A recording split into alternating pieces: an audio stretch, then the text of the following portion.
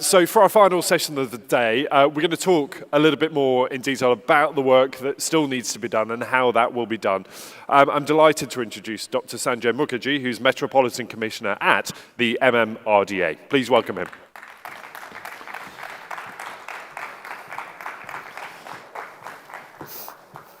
Welcome to the stage. Thank you for being with us. Hi. There's loads that I want to talk about. We got a little taste in that video of the work that is being done, but what are your priorities? And we'll come on to the megapolis in a minute, but what are the priorities now in terms of the work that needs to be done and how we are able to deliver that?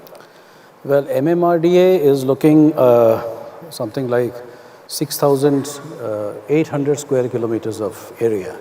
So we essentially do the inter-district type of work, and we provide the regional infrastructure. Yeah. So we have, the first thing that we do is that we plan for the entire Mumbai metropolitan area.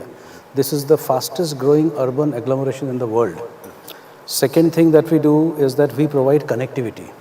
So the biggest problem that any person who lives in Mumbai is facing today is the problem of commuting. So as was mentioned by the Honorable Deputy CM in the morning, that the aim is to do it in such a way that from any one corner to any other corner of Mumbai, if you want to travel, then you should be able to travel by 59 minutes. So that is the second thing. So we are building a huge network of metro rails and roads, over the entire 6,800 square kilometers of MMR. So that is another thing. And then, so Mumbai is a very old city, and Mumbai has developed organically. Therefore, parts of the city which are which were developed by the Bombay Improvement Trust, or parts of the city which were developed by the BMC. So they are well planned. But there are parts of the cities which have been, the people have come to stay there first, and they have been redeveloped later. And then lots of the city is covered by slums. So in this, we are doing two things. Number one, we have got into urban renewal. So we have very recently taken a call to get into slum development. That's one. And second is we are also into city development. So we just commissioned one bridge which is called as the Atal Setu. And Atal Setu is the Asia's longest sea bridge, and it is India's longest bridge, and it has been completed 9 months before schedule. And it is India's first 100% environmentally compliant bridge, in the sense even the lights that are there, they are designed in such a way that both the aquatic and other life is not affected by that. So, so there we are going to develop another new city. So there was a city of Mumbai, then a city of New Bombay, and this would be another city which would be developed and which will be focused on IT, ITES, services, etc. So this is what we are doing. In addition, some 10 growth centers at various places, focused on certain things like logistics, industry, animation, etc. So overall, regional development, planning, connectivity, and city development. You raised a few points there, and I will come to each of them in turn. But the first, of course, the fastest growing urban area. It comes with growing pains, doesn't it? You can't tackle all of those problems at once. So when you look at your inbox, how do you prioritize what needs to be dealt with first? Well, I think, see, we, I see this area and I see the whole country as an elephant. And, so when the elephant moves, it moves very, very slowly. And then when it runs, then it cannot stop. So I think that's what's the situation of Mumbai. So, like I'll tell you, MMRDA has spent 50,000 crore rupees in the last 10 years. And it is going to spend 5 lakh crore Indian rupees in the next 10 years. So this is the change. So priority-wise, everything is important. But I think the most important priority would be, number one, that is connectivity. Number two would be urban renewal, that is slums and tackling of that. And number three, new city development. Yeah.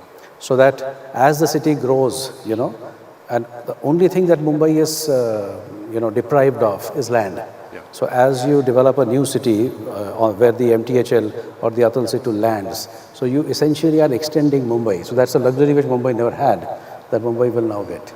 And you talked about the new bridge, being mindful that further development is conscious of the environment and not making some of those environmental problems worse. How do you make sure you get that right? Because quite clearly there is a rush to do this quickly because you need to solve these problems yesterday.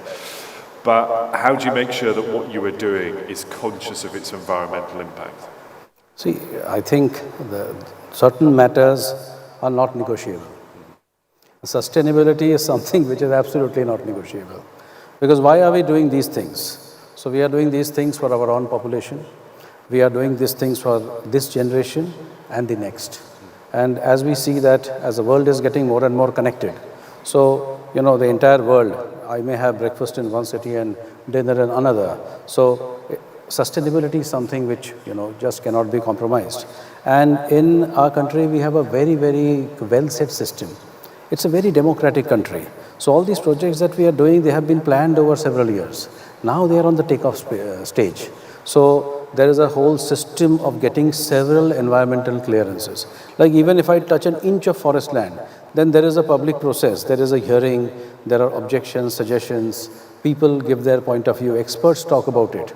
So I'm sure the municipal commissioner would have talked about the Mumbai coastal road in his presentation.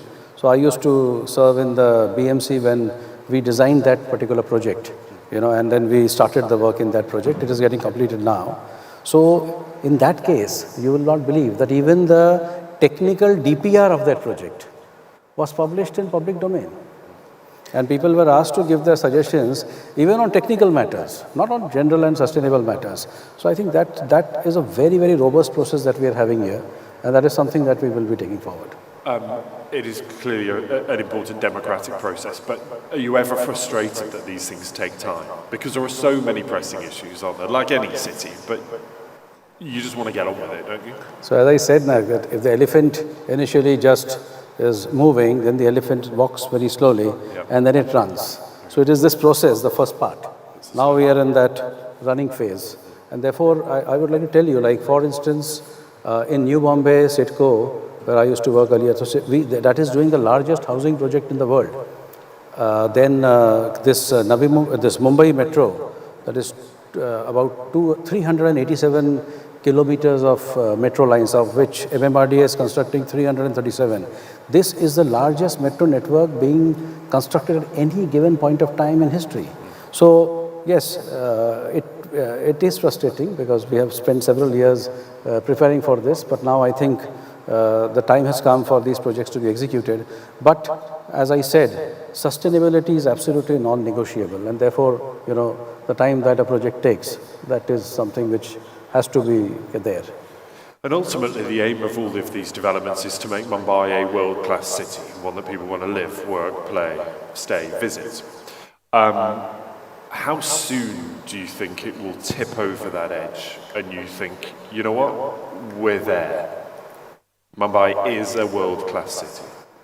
So I think the Honorable Prime Minister has already announced that 2047 would be the year in which India would be a world-class city, and Maharashtra achieves its 75th year in the next 11 years. I see Mumbai, if I take Mumbai at 10, then I think all these projects that we are doing, so whether it is the metro network, whether it is the housing project, whether it is the, the New Bombay airport, whether it is the airport-to-airport connectivity, whether it is the issues of, civic development, like for instance, the sewage treatment plants, the sewer lines, the water supply. For instance, Mumbai has, I think, arguably the largest water supply hydraulic system in the world.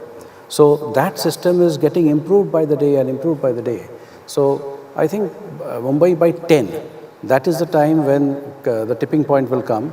I think first tipping point is this year, because this year MTHL starts. That is supposed to increase the national economy GDP by 1%. Next year, the New Bombay International Airport should start. So that is expected to increase the national GDP by another 1%. Then every year, certain amounts of roads, bridges, cities, and metro networks, etc., will be delivered. So all this will contribute to the growth of the economy, yes. And when you're at that stage, as a final thought, what would you want someone from anywhere in the world, how would you like them to describe Mumbai? What will Mumbai be? Well, we describe Mumbai as by two words, Amchi Mumbai. my Mumbai. So it is a city where anybody can come, irrespective of caste, creed, religion, region, ethnicity. And this is a city which accepts everybody with open arms. I myself am not a Mumbaiker. I come from some other place. But now I feel that I am absolutely assimilated into this place. So that is what I would like Mumbai to be. Amchi Mumbai, a city for all of us. I can't wait to see it. It's really exciting.